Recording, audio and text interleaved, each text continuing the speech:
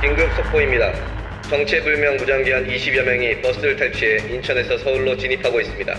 1971년 8월 23일 세상을 떠들썩하게 했던 실미도 사건, 지금 시작합니다.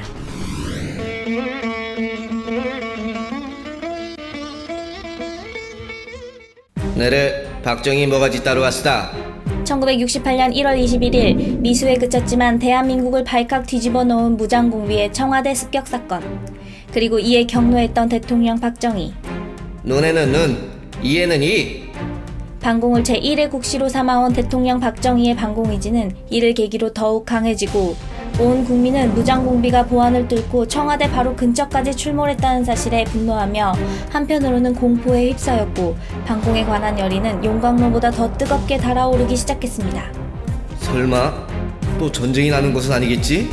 250만의 향토 예비군이 창설되고 학교엔 교련 과목이 생겼으며 155마일 휴전선에 철책을 구축하게 되던 그때, 각각께서 이렇게 화가 나셨는데 특수부대라도 만들어 김일성을 없애버려야 하지 않겠나? 당장 추진하라! 당시 절대 권력을 행사하던 김영욱 중앙정보부장, 그의 명령에 정보요원들은 비밀리에 최정예 특수부대원을 모집하기 시작하죠. 하지만 이미 존재하여 훈련받고 있던 군인들이 아닌 민간인을 중심으로 포섭하게 되고, 자네 아까 저기서 싸우는 거 봤는데 3명을 가뿐히 쓰러뜨리더고. 자네 국가를 위해 6개월만 고생하게. 그러면 소원을 들어줄 수 있네. 미군 부대에 취직하고 싶습니다. 충청 경기를 중심으로 모집된 민간인들은 농민, 건달, 서커스 단원, 무직자 등의 평범한 민간인이었지만 한편으로는 하나씩 확실한 자기만의 재능을 가지고 있었죠. 싸움에 월등했던 사람, 서커스 단원으로 단검을 던져 적중시키는 묘기를 갖고 있던 사람, 100m를 11초에 주파하는 사람 등 하나둘씩 포섭되고, 오호! 저자의 묘기로는 원거리에서도 김일성을 저격하는데 손색이 없겠어. 마침내 31명의 특수부대원이 완성됩니다. 의향이 있다면 4월 1일 자정 모 여관으로 나오게. 1968년 4월 인천에서 남서쪽으로 20km 떨어진 사람이 살지 않는 작은 섬 실미도에서 684 부대가 창설됩니다. 하지만 자유롭고 거칠게 살아온 그들은 사실 군대 생활에 적응하기엔 무리가 있었죠. 더욱이 21세에서 34세였던 그들은 훈련을 담당한 기관 요원들보다 대부분 나이가 많았습니다. 오합지졸, 군기라고는 찾아볼 수 없는 그들을 김일성을 저격하는 최정예 부대이자 명령에 죽고 사는 군 조직으로 교육시키고 이끌기는 무리가 있었죠. 무장구보 실시! 명령 불복종 시 쏜다! 에이, 지금 나른한 시간인데 설마 쏠까? 훈련병들이 말을 듣지 않자 기관 요원들은 급기야 발 뒤꿈치를 향해 사격을 하고 한순간에 훈련병 2명이 직사하고 맙니다. 이는 나머지 모두를 아연실색하게 만들죠. 그날 이후 그들에겐 완전한 실전 훈련이 시작되었고 더 이상 나이도 그 무엇도 중요하지 않게 됩니다. 오로지 국익을 위한다는 명분과 상명하복만이 존재했죠. 3개월, 그 짧은 시간은 하나씩의 특기를 가진 민간인이 최정예 특수부대 요원으로 인간 병기로 변화하는 데 충분한 시간이었습니다. 게다가 그들은 철저한 위장 훈련을 받게 되죠. 훈련도 교육도 말투도 노래도 인민군식으로 이루어지며 북파 시 혹시 모를 위기에 대비하고, 잡히면 그것은 곧 죽음을 의미한다. 북한에서 살아남을 수 있으려면 적을 철저히 알아야 한다.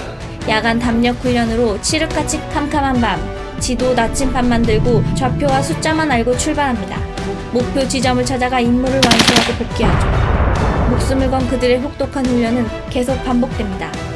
안전띠 없는 산악 외줄타기, 사격, 호신술, 폭파하기, 적군을 맞닥뜨려도 정체를 밝히지 않을 수 있는 상황훈련 등 김신조 부대보다 빨라야 한다. 목숨이 붙어있는 한 나라에 충성한다. 죽는 순간까지 주어진 임무를 다한다. 몇 달이 지나자 마침내 그들에겐 결전의 날이 다가옵니다. 예정되었던 69년 10월 평양 습격을 위해 무장하고 만반의 준비를 하여 백령도로 이동하였고 대기를 하던 그 순간 684 부대 창설을 명령했던 중앙정보부장이 김영욱에서 이후락으로 교체되는 일이 발생합니다. 그리고 안타깝게도 북한 침투 명령은 곧이어 취소되고 그들의 목숨을 건 계획은 모두 수포로 돌아가게 되죠.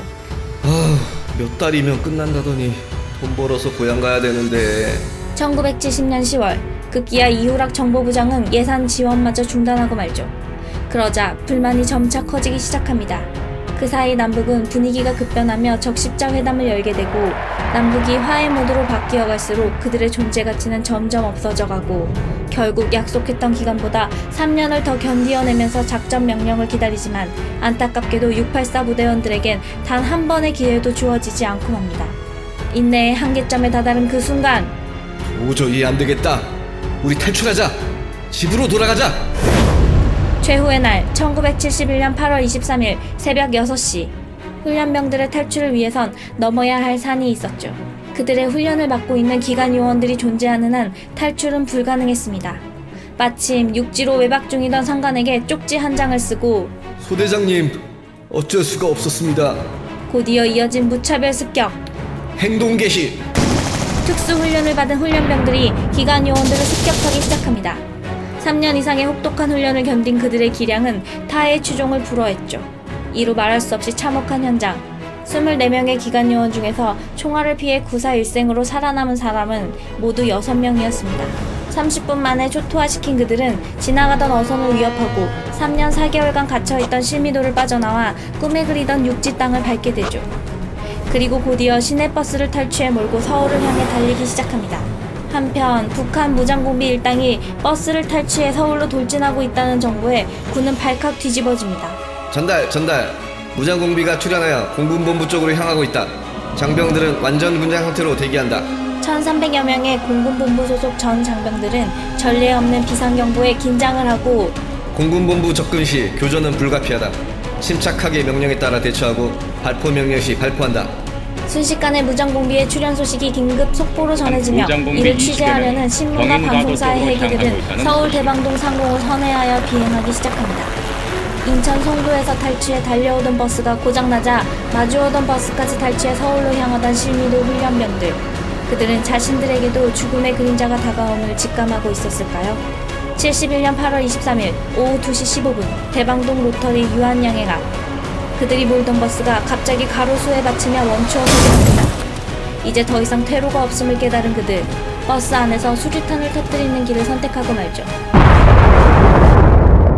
특수부대원을 꿈꾸었던 그 순간부터 이미 가족에겐 실종자가 되어버린 684 부대원. 그들은 그렇게 한마디 소식도 전하지 못한 채 비참한 최후를 맞이하게 되고 기적적인 버스 생존자 4명. 죽기 전에 애국가를 부르고 싶습니다. 하지만 살아남은 4명도 결국 군법 재판을 통해 사형에 처해지고 말죠. 이후 8.23 난동 사건으로 명명되며 철저히 은폐되어 역사 속에 묻혔던 684 부대의 존재는 1998년 이후 책과 영화 그리고 다큐 프로그램을 통해 마침내 베일을 벗고 세상에 공개됩니다.